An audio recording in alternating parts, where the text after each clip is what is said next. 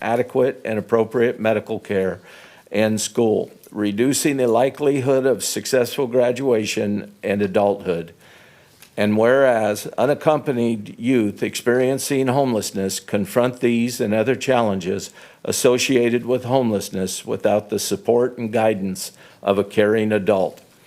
And whereas awareness of youth homelessness and its causes must be heightened to ensure greater support for effective programs aimed at preventing youth homelessness. And whereas the citizens of the city of Oroville, California, are the key to preventing youth homelessness by being mentors and role models, guiding youth toward available resources and productive sources, and creating opportunities for youth to successfully transition to adulthood. Now, therefore, I, Chuck Reynolds, Mayor of the City of Oroville, on behalf of the City Council, do hereby recognize November 2020 as Homeless and Runaway Youth Month and urge citizens to explore and engage in opportunities that support our youth, our most vulnerable young people. Thank you. Sorry, my glasses keep clogging up. So I'm going to hand this to you, but this is the, here, I'll trade you. This is a pretty one? Yes, there you go.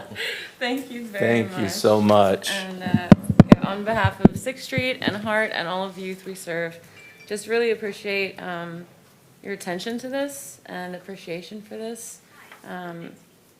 It means a lot to the kids in our community.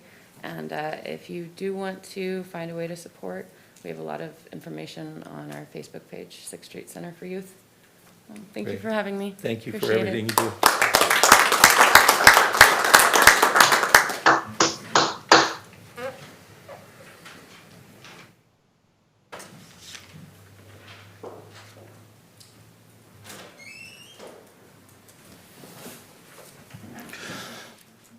Okay, at this time, we're going to open the meeting up to public communication. Madam Clerk, is there anyone from the public who wishes to speak? Mr. Mayor, I have one speaker on this item, Bill Spear.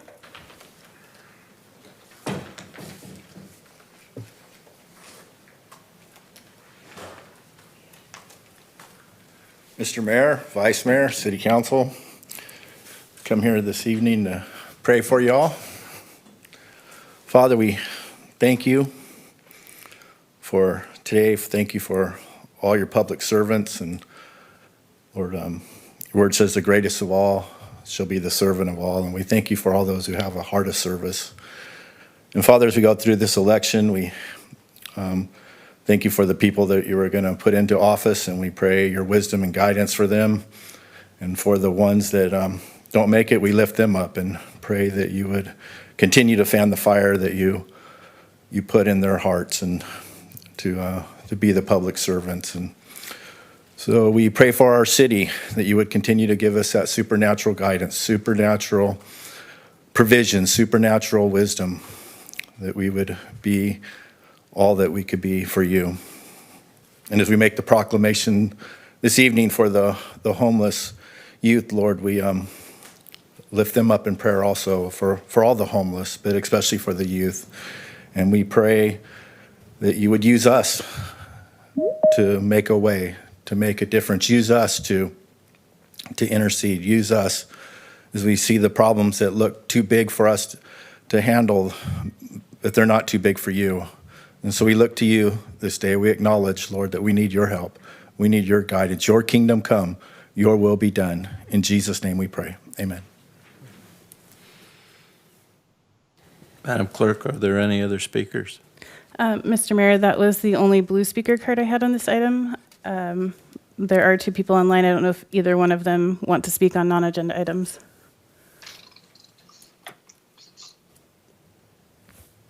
Doesn't look like there's anyone that wants to speak on this item, Mr. Mayor. Okay, looking for a motion to adopt the consent calendar. Mr. Mayor, respectfully, I'd like to pull item number 4. Looking for a motion to adopt the consent calendar with item number 4 pulled.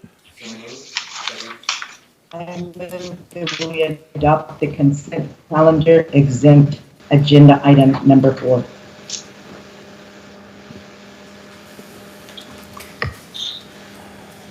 Councilmember Goodson, Yes. Councilmember Draper. Yes. The motion carries with 7 yeses and 0 nos. Mr. City Administrator, you pulled item number 4 from the consent calendar. Do you wish to comment, sir? No, sir, I pulled it specifically so it could be voted on separately is all.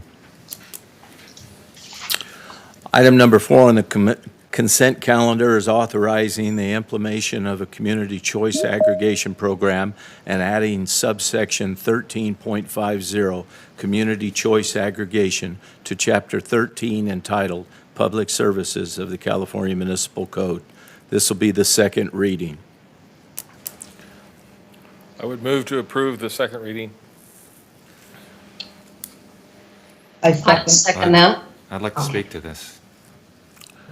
Councilmember Smith would like to speak to this.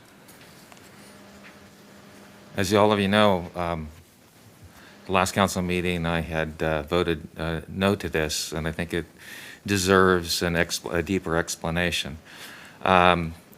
Traditionally, over the past decade, cities have taken quite some time in discussing making this decision, which is a sizable decision for our community. Those of you that have looked into this know that it is essentially moving every single business and residence that receives electricity from PG&E into this program when it goes live in the next couple of years.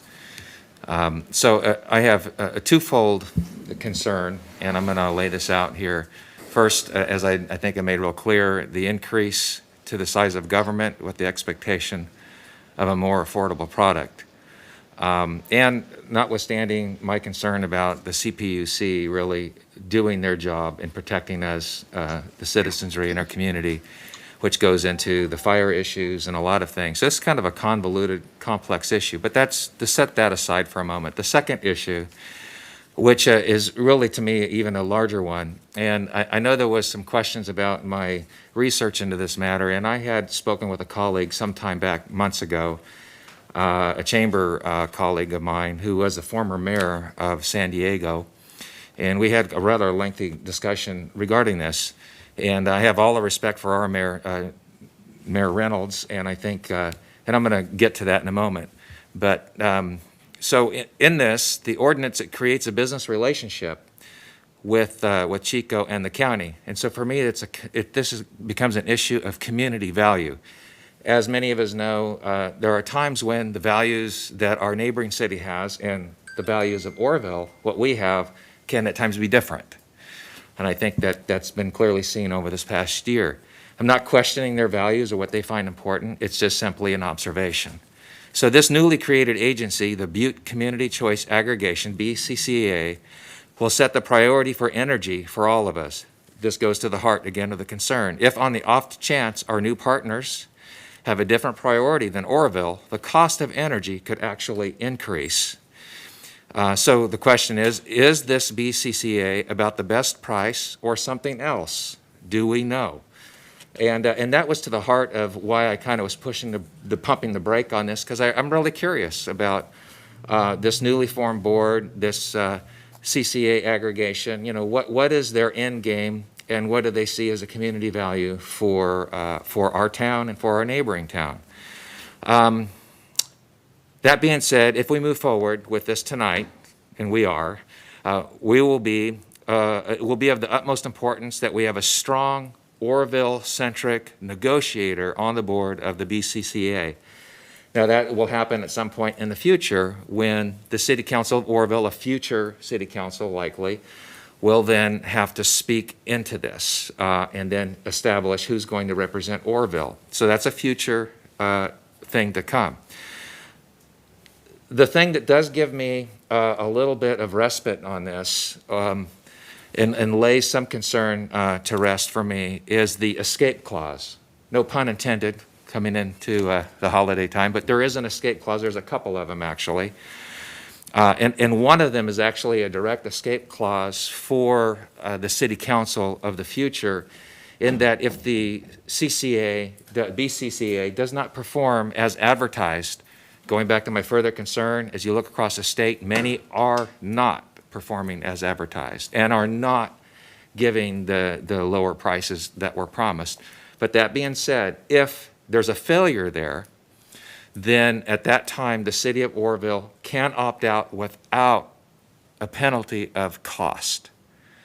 That gives me a great sense of solace. I feel a lot better about that when I read down into the weeds of this ordinance. And additionally, every resident in the city of Oroville can personally opt out. So with all due respect to our mayor and the effort that he's made in this, with my concerns, I think duly noted, I've had somewhat of a change of heart on this, and then also in consultation with many of the people that I represent. So I would just say proceed with great caution, great care, and making sure our city pays very, very close attention to this item. So thank you. Thank you for your time. Thank you. Is there anyone else who wishes to speak on this item? Mr. Mayor, if I could just add just a couple quick comments regarding comments that were received after the last meeting, just so everybody is really crystal clear on this. If this were to occur, and there is still some challenges and hurdles that lay ahead, so if it were to occur, everybody in the city of Oroville will be switched to the CCA, but the very moment that happens, they can switch back to PG&E should they choose. I mean, you are not locked into this. Your choice, your vote, your voice is where you choose to stay as a consumer of the electrical product. We will all be subject to PG&E being the distributor of the product as far as the electric grid or the system that brings the wires that bring it to your house. They still own the infrastructure, so you will be paying PG&E for delivery. It's just where the electricity is purchased from will be the difference. So just so everybody's really clear, you do have a voice, you do have a choice. You don't have to be part of the CCA. You can opt out and go back to PG&E. Thank you. I just like one more real quick point. Councilmember Smith. Thank you, Mr. Mayor. Additionally, if in fact this newly formed entity does provide a better priced product, then it would put Oroville in a disadvantage, and that was the part that was the hurdle for me that was greatly concerning, because it would be the last thing I'd ever want to do, and shame on me, if I voted in such a manner as to put our city in a disadvantage, especially when it comes to industry and moving our community forward. So that caveat for me, and just being completely transparent in my research, that for that purpose, that, and again, was another game changer for me in this item. I don't like the fact that we're forming another government entity. Boy, that just really grates against me very, very in a big way.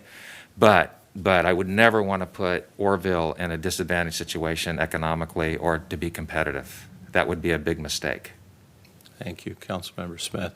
And I would like to comment, Councilmember Smith, it is without question your heart for this city and its citizens, and I commend you for that, sir. You always do more than your share of research and looking out for the protection of the citizens in this community. I appreciate that. And I believe that you know me well enough by now, as well as a lot of other people that have been working with me, that I don't enter into anything without the escape route, as you put it, sir, being as important as the entry. So I appreciate your actually confirming our decision. Thank you. Mm-hmm. Is there anyone else who wishes to comment? Mr. Mayor, I don't have any blue speaker cards on this item. Looking for a motion to adopt resolution number 8906. Mr. Mayor, I believe we have a motion and a second. Just as a reminder, I have Councilmember Pittman as a first and Councilmember Goodson as the second on the motion. Is that to clarify both the ordinance and the resolution?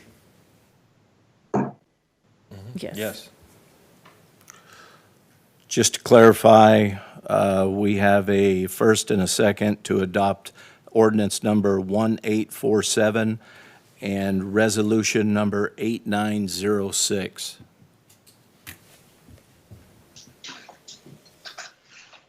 Councilmember Goodson? I'm sorry, Councilmember Goodson. Yes. Councilmember Draper? Yes. The motion carries with 7 yeses and 0 nos. Okay, moving on to regular business. Item number 5, Butte Business Stabilization Program funding and 3-core annual participation fee. Good evening, Mr. Mayor and Council.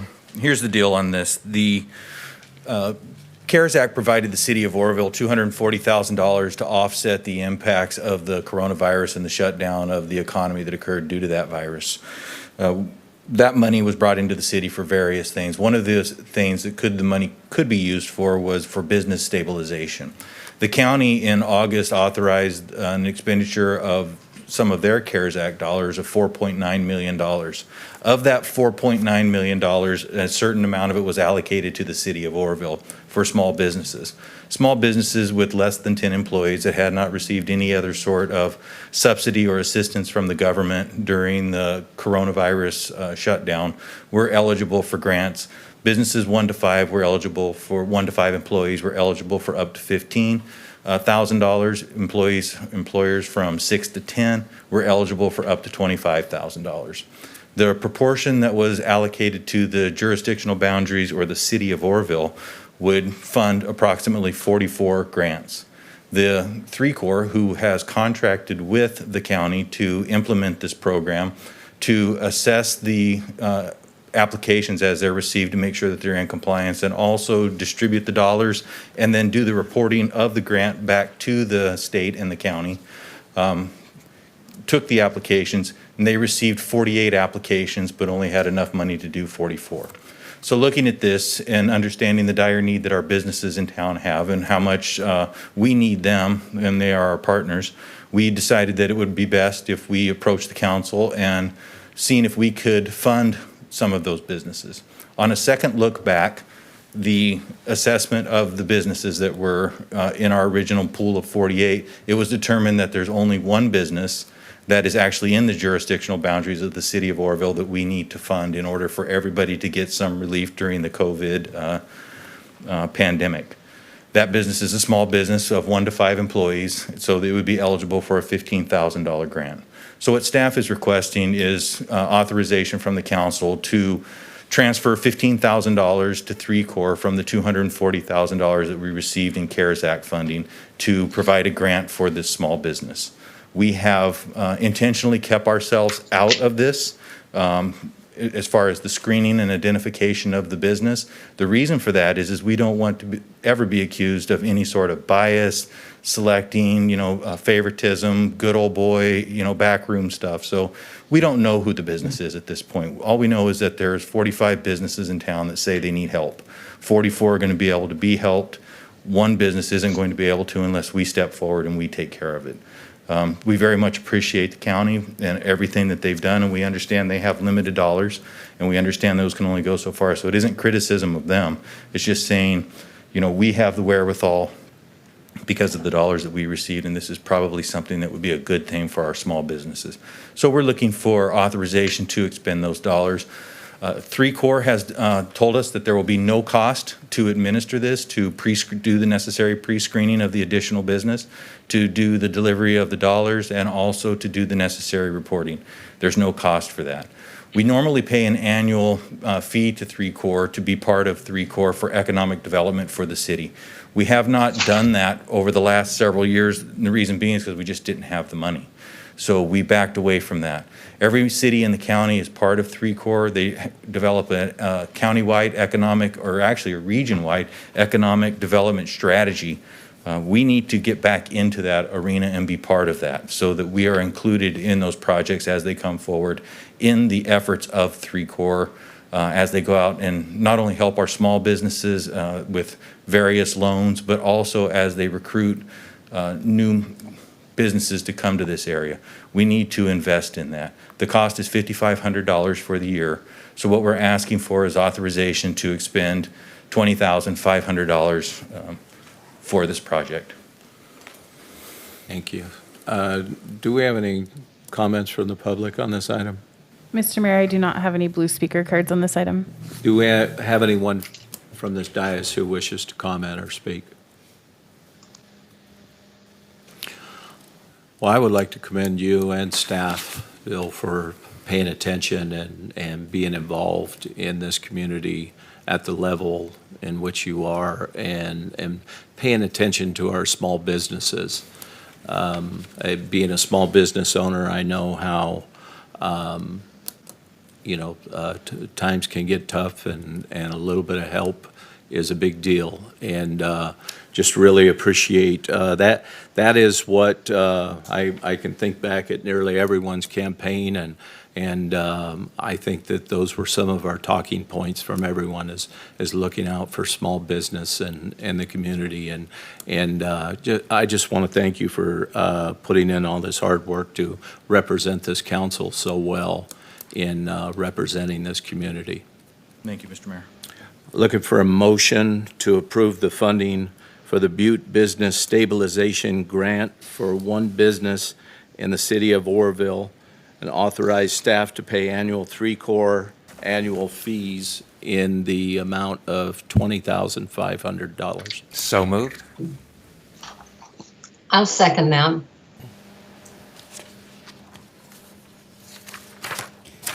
Councilmember Goodson? Yes. Councilmember Draper? Yes. The motion carries with 7 yeses and 0 nos. Moving on to item number 6, the transfer of the State Theater to the State Theater Arts Guild stage. Mr. Mayor, this is just a follow-up for the council, just so that you're aware that we are dangerously close to closing this deal. There has been a couple small things that we've had to negotiate our way through, and that we have. I just wanted to come back to the council and make sure you're fully aware of what we are doing, what this agreement is, and where we're headed with this. I'm going to allow Scott to give you the details of what those few changes are. I would remind the council that we have a large investment in this, and that this is the third time, I believe, that you've heard this. We just wanted to be really clear that you understood what we've negotiated and how we're moving forward. Thank you, Mr. Mayor and council members. We have actually, I think it'd be easier to step to the podium here.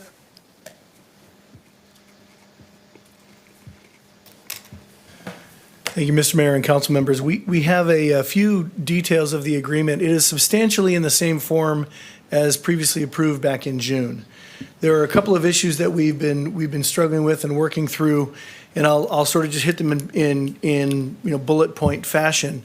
One of them is there are some plumbing issues down in the basement, and the fix for that is we've had a plumber go in, take a look at it. We've had some of our city staff members go look, who are familiar with both the building and that area of work, and a couple of backflow prevention devices.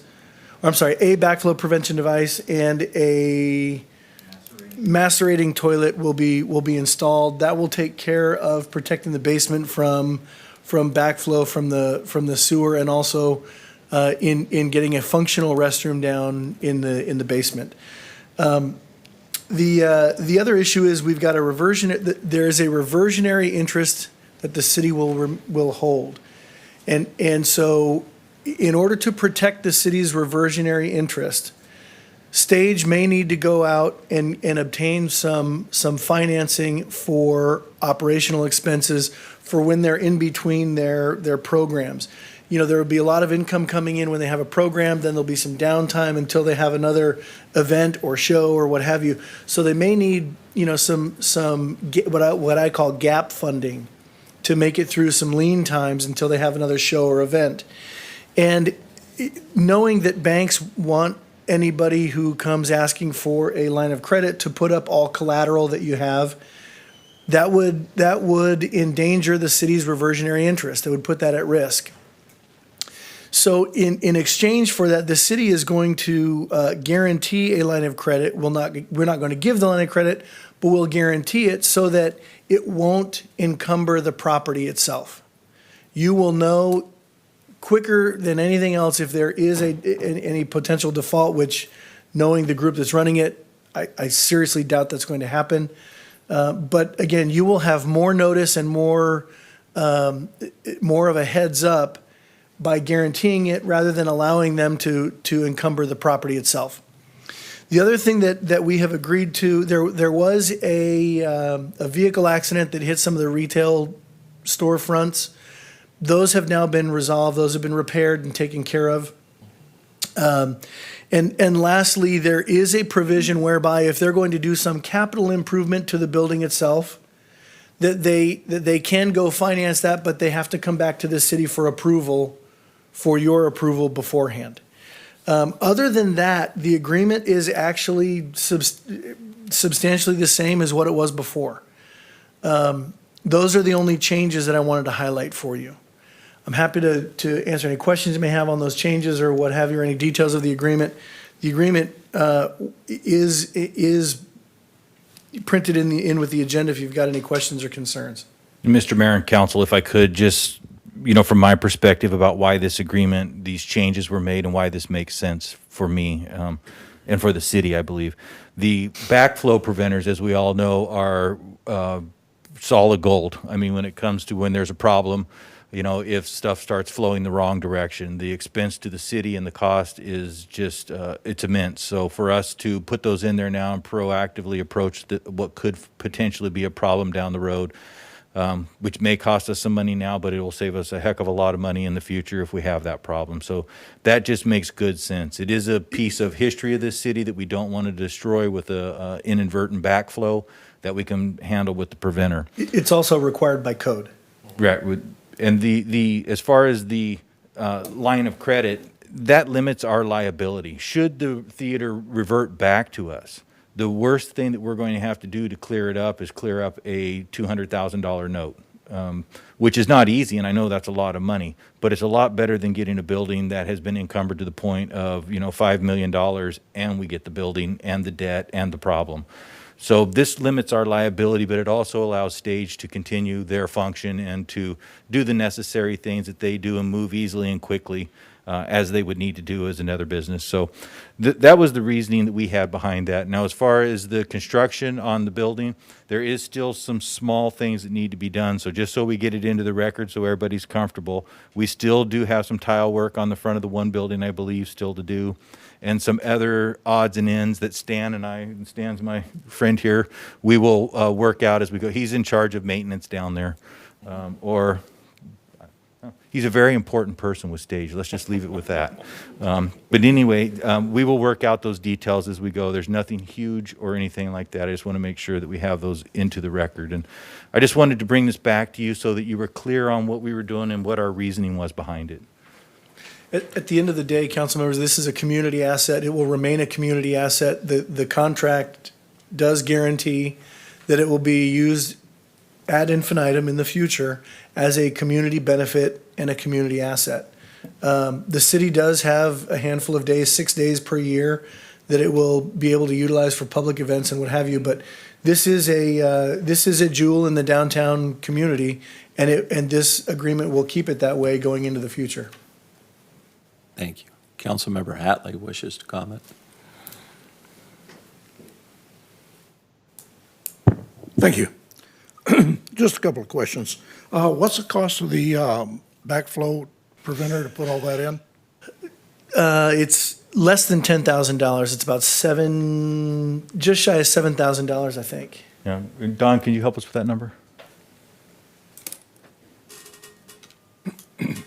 It is just shy of $7,000 because it also comes with a substantial length of 4-inch PVC pipe that's replacing some old cast iron pipe that has a belly in it. And so that belly is where that waste is more than you really want to know about plumbing, but that's creating the issue. So that's being replaced along with the macerating toilet being installed in the backflow from the other bathroom coming the other direction. I'm aware of the thing. I was curious as how much, and what funding is this coming out of? The funding will come from the Capital Improvement Project Fund. Okay. And the other thing on the guarantee for the loan or whatever to get them through the hard times. Now, I have every confidence in Mr. Mall, but, and I'm just saying this, there's not one of us guaranteed tomorrow. So somebody else may step in there. So I just want to make sure, how is the city going to be covered if you get somebody that's, But just so we have clarity on this, Mr., and I understand what you're saying, and I get the question. This isn't, say hypothetically they go out and they charge $50,000, and Mr. Mall is no longer associated with them, and then they default on the $50,000. We're not on the hook for that. What we're on the hook for is if the building reverts back to us and that loan hasn't been satisfied. okay, that's, and believe me, I No, wasn't. it's a good question though, because it does, But I I'm didn't just think curious about how it that till you was took my going to mind work. there. But yeah, I don't have a problem with this. It's just that I wanted to make sure that our funding and that we weren't going to be, You will only, I will say this please forgive the term, you will only be on the hook for this in the most catastrophic of events. If stage completely goes bankrupt, belly up, no one is operating it, and they just stop, operating the theater. You will get the theater back, and you may have to pay off whatever line of credit is remaining. That would be the only event where you would have to do that. okay, and the line of credit goes for how long? I mean, like eternity, or Well, as long no, as they have so it, or what? it'll actually be a revolving line of credit. Most of those lines of credit are for 2 to 3 years, and then they have to renew them. So it will be a renewable line of credit, and every couple of years they're going to come back and ask for a copy of this document, and so we will have constant knowledge of what's going on with this line of credit. Okay, I was just curious how long it was going, because Yeah. I'm aware of how a line of credit works, but I just want to make sure that we were doing the same where it's just not an open-end thing forever and ever. It is not Okay, going to be an open-ended thing. that's all I have. Thank you. Councilmember Pittman? Yeah, I look at this agreement and I think back to when Mayor Jana Wilson made the issue to acquire the building. And I just wish you folks were around in that time and period, because it would have been great to have you assume that I believe it was bought for $100,000, if I remember right. It was theaters too. There was 2 theaters in it, and it was supposed to go away, and now here it is today, and it's really kind of I think a model for any other cities to have this particular building and to use in this great fashion. I think it's as the city attorney says, it's a wonderful asset, and I applaud you all for your efforts. Thank you. Is there anyone else who wishes to comment? Do we have any comments from the public? Mr. Mayor, I have one speaker on this item, Jim Mall.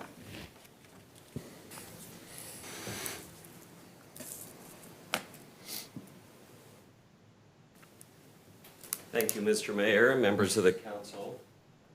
Just the one comment, Mr. Hadley, I'm going to follow Groucho Marx's comment. He said he was going to live forever or die trying. You did mention Jana Wilson, and I think of Bus Roberts and Jim Ross's, the other ones that were involved in seeing this through, and I know the grief that they took at the time to go ahead and acquire that asset for the community, and here we are.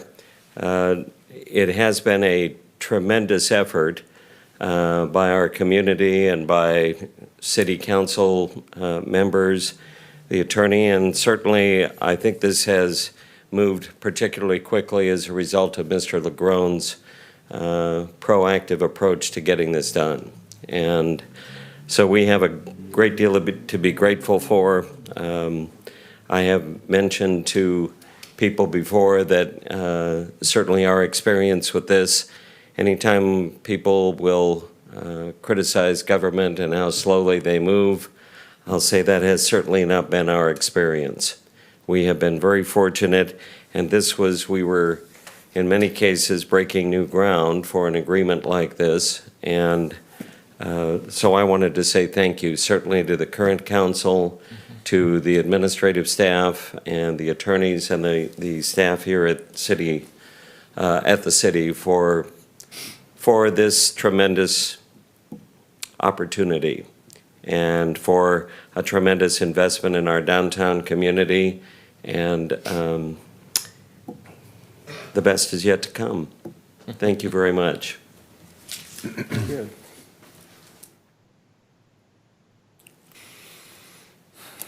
I'd like to say something, Mr. Mall, to you and your stage group. I couldn't imagine that jewel of the town being in better hands. You've done a tremendous job in restoring the original art of that building, and anyone who hasn't been inside there since it's been in your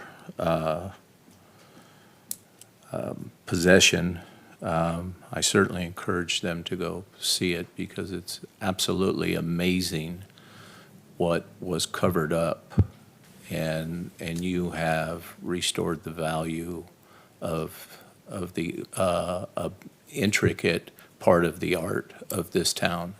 And I just want to thank all of you who are involved. I know it's a thankless position, and I've been involved in a few of those, but you take all the hits, and there's very little glory, but I know you don't do it for that. You do it for the reckoning, and I really appreciate that. Thank you. I'm looking for a motion to adopt resolution number 8907. I make a motion to adopt resolution number 8907. I'll second.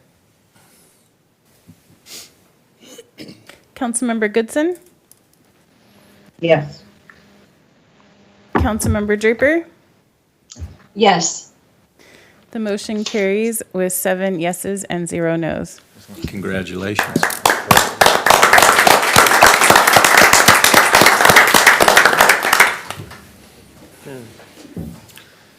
Mr. City Administrator, do you want to save reports and discussions for after closed session, or? No, if you'd like, we can go ahead and move through the discussions right now. Moving on to reports, discussions, correspondence, looking for council announcements and reports. Is there anyone who wishes to comment or report anything? Councilmember Draper? I see you. Okay. Thank you. I wasn't sure if my little icon of the game showed. His screen kept going on and off, but in between I seen the waving. Yeah, okay. I would just like to refer to this letter in the pack from Haven of Hills, and it's dated October 20th of this year. And their report says that they served 72 new clients. Total number of showers was 574. Total number who did laundry was 595. And the odometer reading was included. So this info is in the packet and available to the public. And I'd really like to commend Pastor Kevin Thompson and his assistant Keisha Hills and all the Haven of Hope volunteers for making this the success that it is. And I'd like to add, the first report was July 18th, 2019. Second report, April 15th, and that's 2020. And then this is the third biannual report. Thank you. Thank you. Councilmember Smith? Yeah, just real quick. So Riverbend Park is hosting a workshop at the Bear Pavilion. It's Prop $68 being considered. And that's going to be this Saturday at 10 o'clock in the morning, Bear Pavilion. And so all those that are interested in all the wonderful work that's happening at Riverbend, and I don't know if you've had an opportunity to go into that park as of late, but the pavilion was just recently completed. It's absolutely beautiful. And I just want to commend Feather River Parks District and all the hard work and all that they're getting done. And they are seeking community involvement. Again, Riverbend Park this Saturday, 10 o'clock, Bear Pavilion. One other item, ORAC is doing their second meeting. By law, they're required to do 2 a year. This Friday at 9 o'clock at the Southside Community Center. However, the caveat is it's not open to the public. So if you are interested in the report from that committee, and this is, of course, all things concerning recreation in our community, involving DWR and the like, You can email to orville@water.ca.gov, or you can get a hold of my office if you're interested in that committee report, or I'm sure the city can provide that as well, but that'll be happening this Friday. I know a lot of people are interested in that, impacts from the fire at the lake, and just a lot going on in our community. And so this committee will be handling a lot of information regarding those impacts and what's going on in our community, all things recreation. Thank you. Thank you. Anyone else? I'd like to use my time to say happy birthday to our wonderful clerk, Jackie Glover. Happy birthday to you. Happy birthday to you. Happy birthday, dear Jackie. Happy birthday to you. Thank you, everyone. She's 29. Okay, future agenda items. Is there anyone who has anything for the agenda? Councilmember Pittman? Yeah, thank you, Mayor. Couple items that I'd like to just open the door of ideas on. The first item is, maybe the time is right now or not, but I'd like to hear some proposals on the improvement of traffic enforcement for the community. I know we've had difficult times in the past, but it seems to me that we have difficult traffic problems in our community, and whatever proposals that the department can come up with, I'd be very interested in hearing about those. Traffic enforcement has been contacted by me, by many citizens that were either in an incident or an accident and just felt that they were kind of mowed down. So maybe it's time to look at that issue. And I don't know what the proposals might be, but I'd certainly be interested in hearing those. The other issue I want to raise, and I think our city attorney will probably have to do the best work on this, but I'm interested in some type of city ordinance. I know the state probably won't deal with this, but something that causes, when our public safety officers are disrespected or spit on or treated unfairly, I'd like to see a city ordinance that causes a fine or something that would take up the issue that you got to be polite and courteous to our public safety officers. And I don't know if it exists anywhere, but I'd like to ask, maybe open the door to see if we could have such a city ordinance. It just bothers me that our public treats our public safety people incorrectly. And whatever might be out there, I'm sure there'd be a search and some city might have done it and provided that for a proposal. But I'd like to start the idea of that, maybe now, as a future agenda item. And I know it's not an easy one, but it might be something for ground setting and making this a good example. That's all I have. Thank you. Yeah, great comment. Thank you.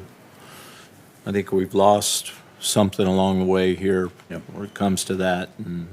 And it was always just a rule of order to treat our safety personnel with respect and we used to treat each other with a lot more respect.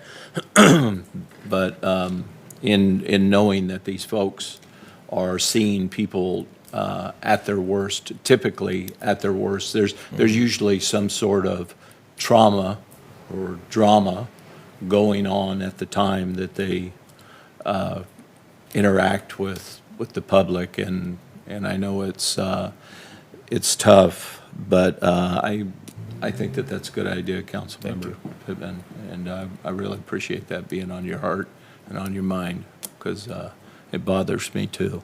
I'll inquire. Thank you. Thank you. Vice Mayor Thompson? Before I get into my future agenda item, I just want to say to our attorney, I'm absolutely on board with that as well, if you can look into that. The one that we brought up, I believe it was over a year ago now, that we talked about the utility user tax. And we, as a group, decided that we would wait a year before we talked about it again. Having a letter from Mr. Christensen reminded me of that fact. And I think that we owe the public to at least discuss it. I have voted or mentioned, communicated before that I felt the sales tax was more fair for our community because everybody who uses the area pays into it as opposed to the utility user tax, which only affects those that live within our city jurisdiction. So I would ask that the utility user tax be put back on the agenda for discussion.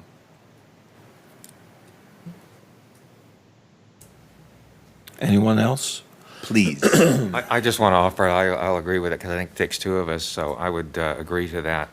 And that would be good to get a report as to what the impact, if it was a measured or we reduced that, you know, so look fiscally at what kind of impacts that would bring about. Okay, Mr. Administrator, you have your two council members. Yes, sir. I'll bring back some options, probably the first meeting in December.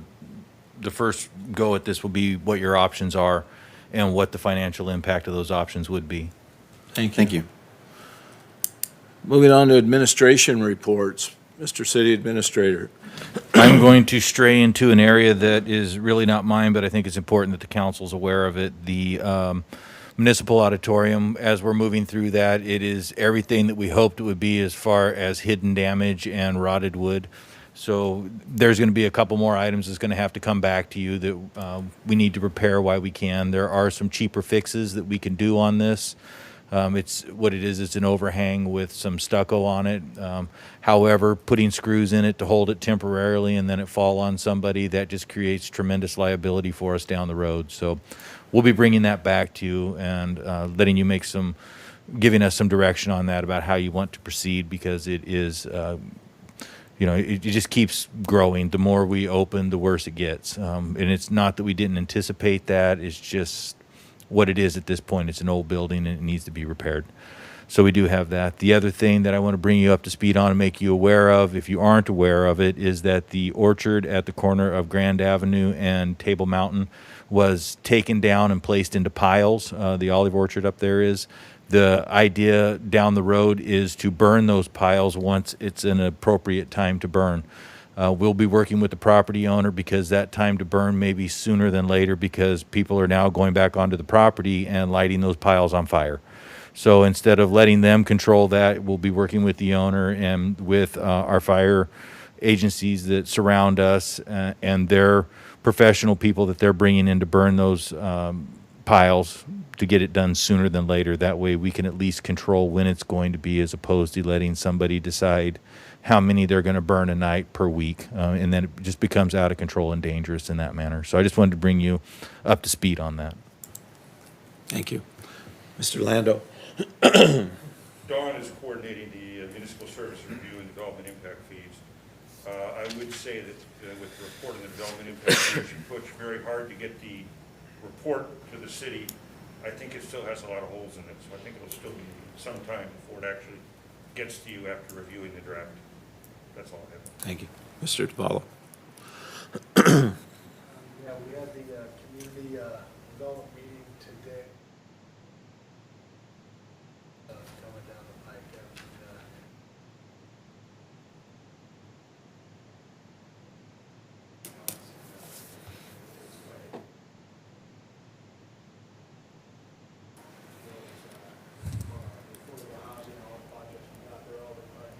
By April, so that's going to be coming along, as well as our capital improvement project you see kicked off. We have really torn up down here with sewer repair and then, you know, had some other ones going. So the complaints we'll be getting now is that we have so much work going on, it's tough to get around now as opposed to the road just being bad. So it's pretty exciting that we got a lot going on. So. And I ought to emphasize again what you heard before. I think we might be the only community in the state that has met its low and very low regional housing needs numbers. I mean, it's just incredible to me if you compare it to other communities. Thank you.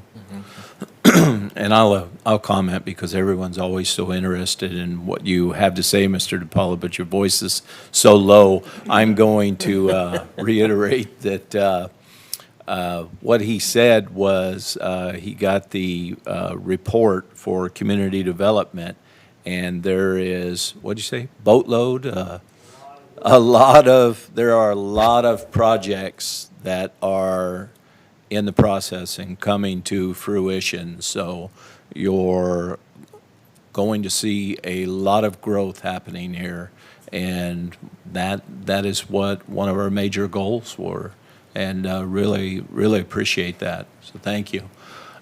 Ms. Nevers? Mrs. Nevers. Sorry. Some items to add to that.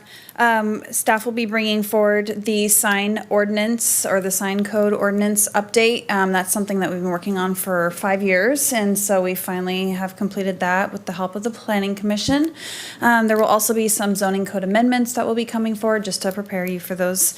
They're minor, but it's more cleanup of what our zoning code has within it.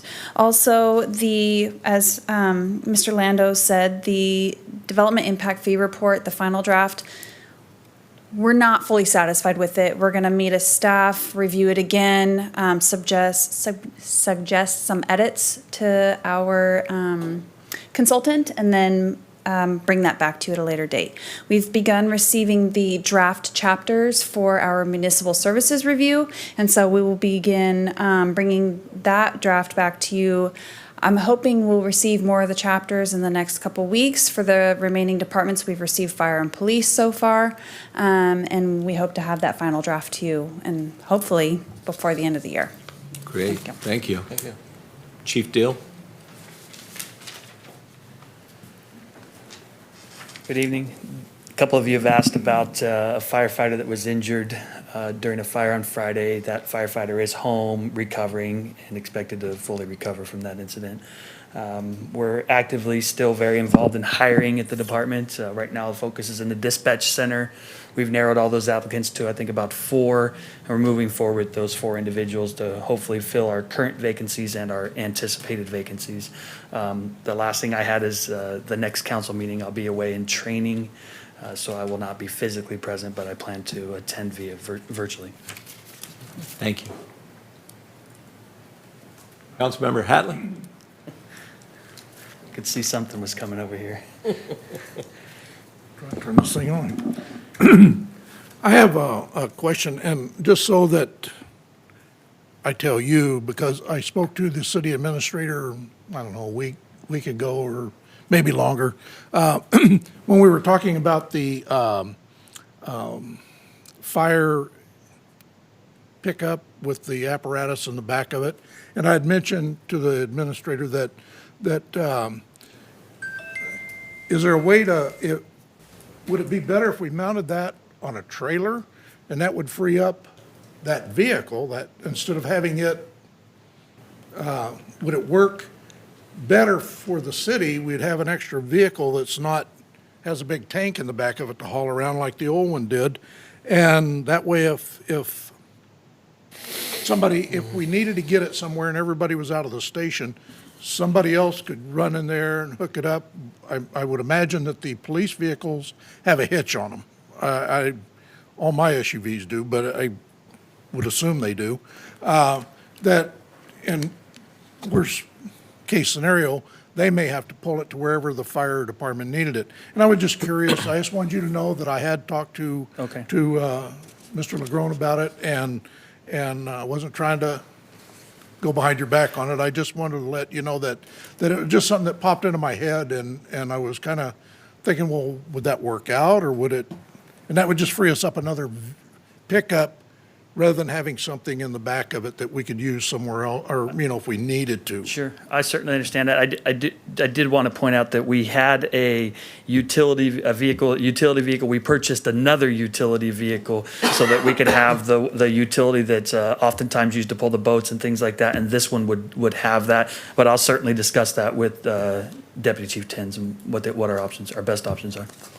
No problem, thank you. Quick Councilor Pittman? Yeah, I want to comment.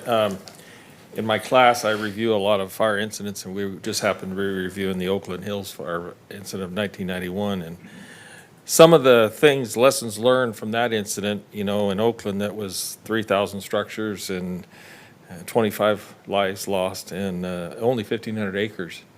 The incident you had the other day up by the bathhouse along the railroad, completely different response of all the resources. And I want to compliment you toward that, because if there were lessons learned, Oroville's learned them. Thank you, sir. I know we're going to be having a debrief, if you will, on the incident from the house fire where the injury occurred next week, Monday, or Good, Tuesday, good. I'm sorry. Yeah, but interagency coordination and communication is huge. It did not happen in the Oakland Hills fire. And it just brought me, it happens to be in my class, and we looked at it and I go, wow, you know, we've learned our lessons. And, you know, your evacuation started real early incidents, and I think within the first hour. In that incident, it was within the first 4 hours. And it was really sad to see. But It's fortunate we've learned, it's unfortunate we've had so many incidents. that's that we've true, had to that's learn true. But compliments go to the staff. Thanks, sir. Great job. Thank you. Ruth? Just happy to be servicing all these departments and all their great projects. They're keeping us very busy. Great, thank you. Mr. Huber? Nothing, sir. Nothing? Okay, well, with that, we have our correspondence in our packets, and at this time, we're going to convene to close session.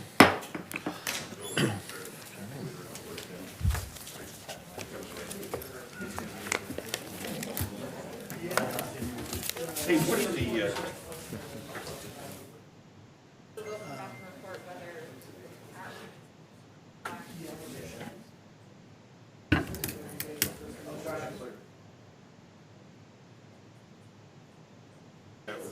That gets more into the. Thank you. I'll be here.